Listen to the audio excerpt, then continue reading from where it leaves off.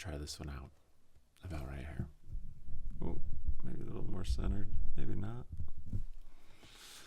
Hi, welcome back to the channel. If you're here, you either know me or you don't, but welcome.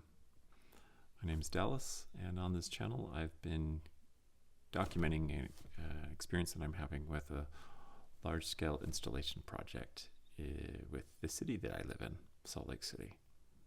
And the purpose of these recordings are mainly twofold. One is to simply be a place for my reflection and my looking back at the last week and the progression of the project, what I learned, insights, things that fell through, ahas. So I want to be able to do it because this is a size and scope I haven't done before. Secondly is to obviously provide any other help I can to creatives out there that are in the trenches with projects that where you're discovering a lot and learning a lot, and maybe there's a space where if you're interested in installation, if you're interested in public art, if you're interested in also maybe using a new form that you haven't before. I'm in a similar boat. Part of what I want to create is part of a form that I started to use last fall. So there's some discovery in that as well. So welcome. This is the fourth week. We're in the tail end of April, and it was at the beginning of the April that the announcement came out formally about this new opportunity that I was given, even though it had a few weeks to brew on it. A number of things have been happening in this space, and I wanted to share a few of those with you. So please stay on if you'd like to hear more and learn more. One of the things I've gotten a couple more things, ancillary things to help support recording. One of which is a little stand here. One's a little microphone, a different mic than I've used in the past with my Yeti. This one just pipes right in, so I feel like that's a little easier lift. We'll see how the sound quality goes, and then a little light as well to bring some dimensionality across my rather pale face. But and then also I wanted to just have a more neutral background to see how that goes. So very trying things out and seeing what lands well. This week, let's talk about some things that happened this week that were helpful or insightful. And let's start with number one, great meetings with great organizations. Much of which we do in whether we call it creative problem solving or art or business is relational. It's relational. So much of what we interface and interact with is due to the relationships that we have with others. Even though we sometimes have a concept and want to make it happen, so much is tied to it happening as it relates to others. And I want to talk maybe on another episode about that, about art. Who gets to be an artist, or what gets to be claimed as art.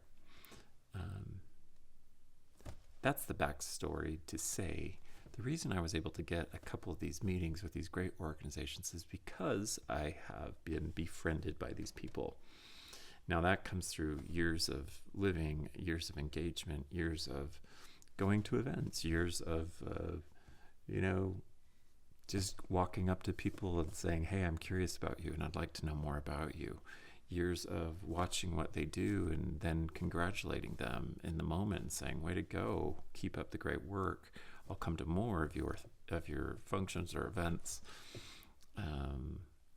Years of just being friendly without an angle, just to be friends. These relations that we build are very often tied maybe later to other things. And I've spoken on that I think on the first or second video too, just how every person's a portal. Every person is a doorway into a world that we wouldn't know otherwise. this week I met with two friends, both with very reputable organizations. One is the Utah Museum of Contemporary Art, and the other is the Natural History Museum of Utah. And because I had these relationships, I was able to text or send a quick message to both of them and say, hey, there's this new thing I'm doing with the city, and I'm curious if your organizations would be in alignment with what I'm doing so that maybe we can do something together. The baseline of what I've been trying to build here in Salt Lake City is a strong community around creative expression, but also threaded with very interesting collaborative members and people working on things together. So these are two orgs that I haven't quite worked with yet, so I was excited about that. Both of them have very strong pull, very strong brands, and they're doing fantastic work to keep Salt Lake City, close and tidy with art and meaning and science and the natural world. So I was very happy to get their reply and to be able to talk to them. And then to find out what their organizations are needing and what they're trying to do, and then to say, here's what I'm pitching, and is it in alignment with you and your organization? Because if it is, let's do something together.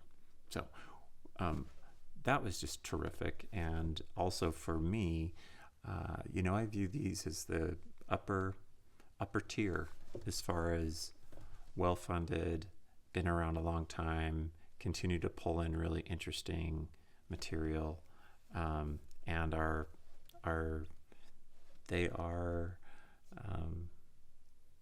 the highest you can get in a city, when you're trying to see, like, what does the city care about? What does the state care about? And it's these specific institutions that have, that give these people, some of my friends, the leeway to help lead that charge. So within their own right, fantastic people. And so then to bring this project and to say, hey, maybe we can figure something out. A couple of the takeaways that we came away with Umoka, there's maybe a chance that we can do an installation at their specific location. Now that would be great for me because it is right next to a urban commute line. It's also right next to a sports arena, which is home to the Utah Jazz. It's like 1 or 2 blocks away. It's right next to Bravenel Hall, which is this glorious, hall where we have our symphony and our opera that are housed. It's a high traffic area. It's also 1 mile south of the Mormon Temple Square, which is a very historic place that gets tons of visitors. So again, an amazing placement. So I'm really hopeful, and today we'll figure out from their team if where I'm thinking we could put it, that they're thinking too. Also, just so fun to be able to use the exteriors of buildings as canvases. So I meet with their materials team today, and we're going to talk details to see if we can make something happen. With the Natural History Museum, we're going to try to find out if they can be more or less a support and a resource for the animals that we might pull from to create our portmanteaus. So what does that mean? Well, I could probably find a list somewhere on Wikipedia or just do a search on Google. What are native to Utah animals? AI would probably pull something up for me. Just give me a list. I've already looked. And but I'm also interested in collaborating with an organization that is doing vetted research, scientific research on these animals, who they are, where they are, and have a little bit of an education component piece already built in. And I would love to work with an organization to do that, just because by nature, I'd love to give a reputable place for people to learn about the animals that are going to be making up our make-believe animals. And my good friend there, he was just terrific, and he had some really also wonderful. He threw out some just like, what if you do this? What if you do that?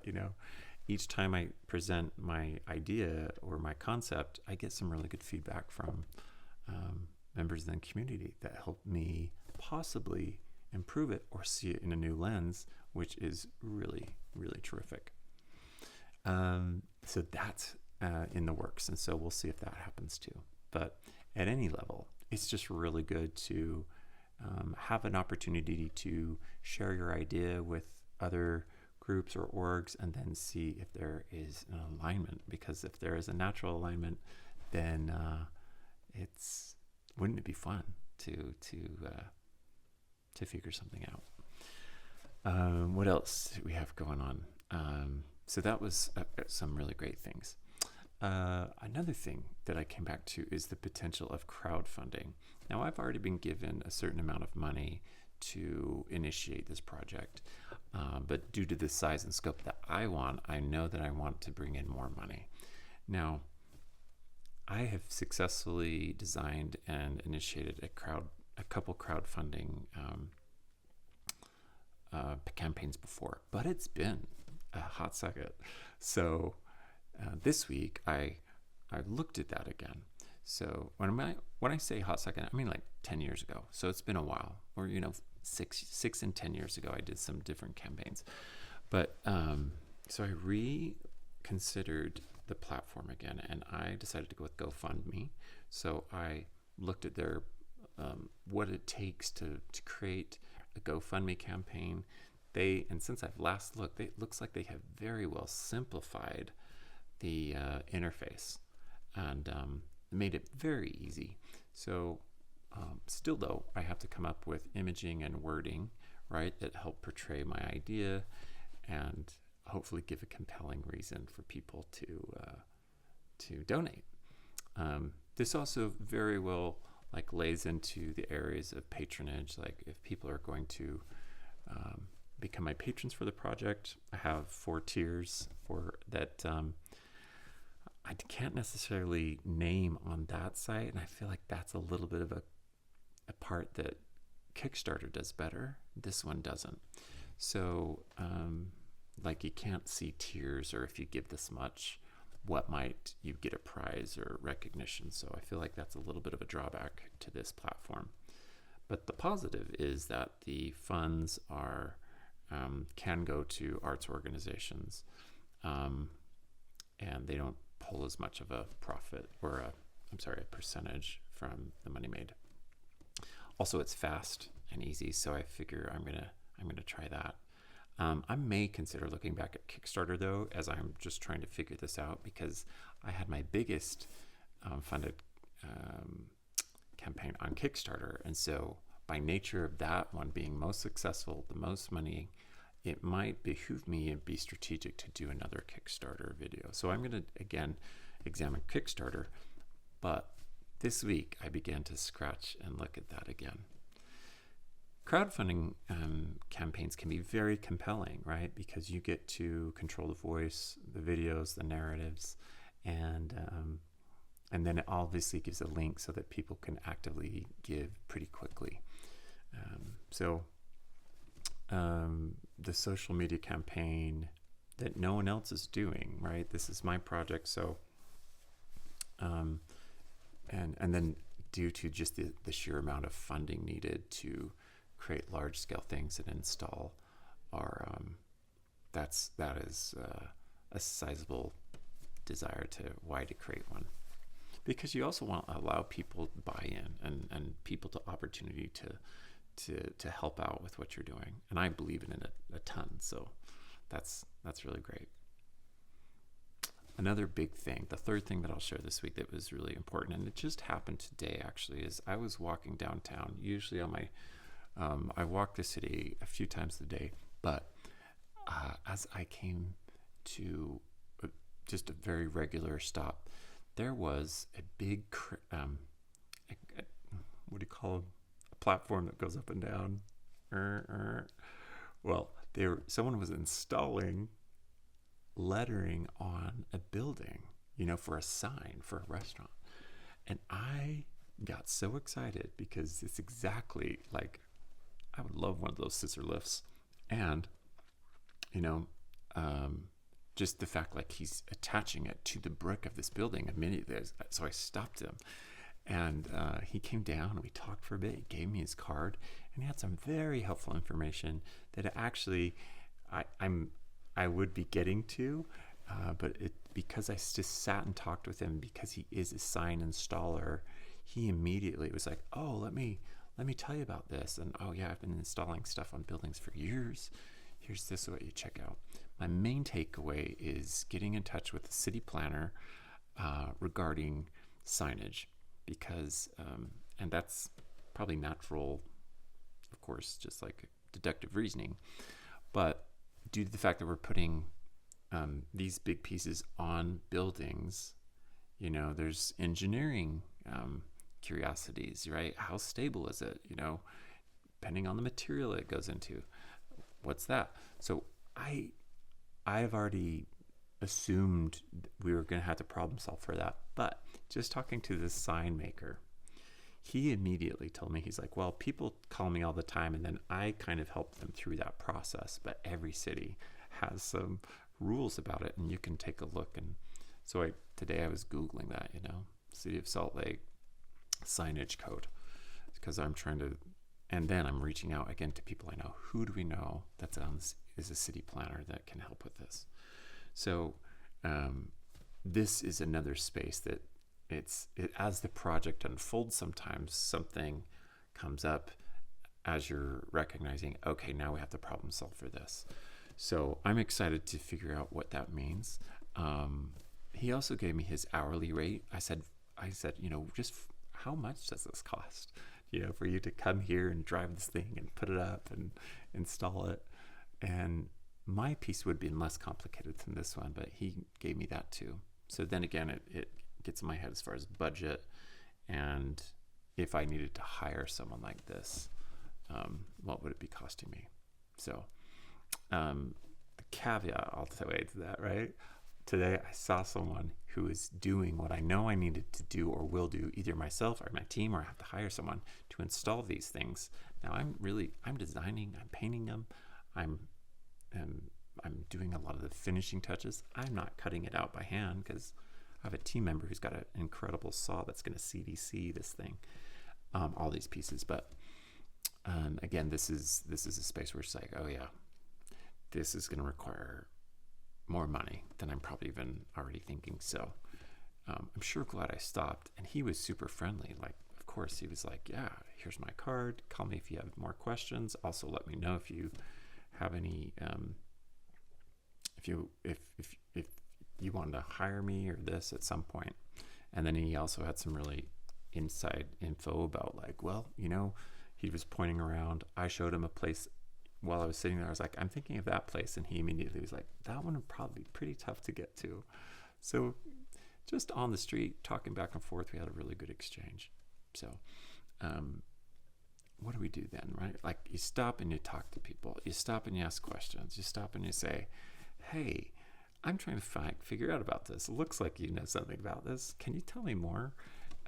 It's alarming to me how generous people can be with what they know and how to lead you. And he obviously was very quick to be like, oh, sure, let me just take a minute and talk to you about it. And because of these happenings where and if we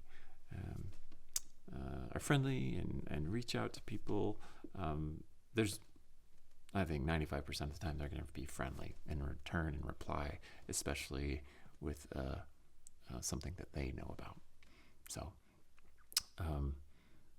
yeah, I think that those are a few good things that I could share with you this week.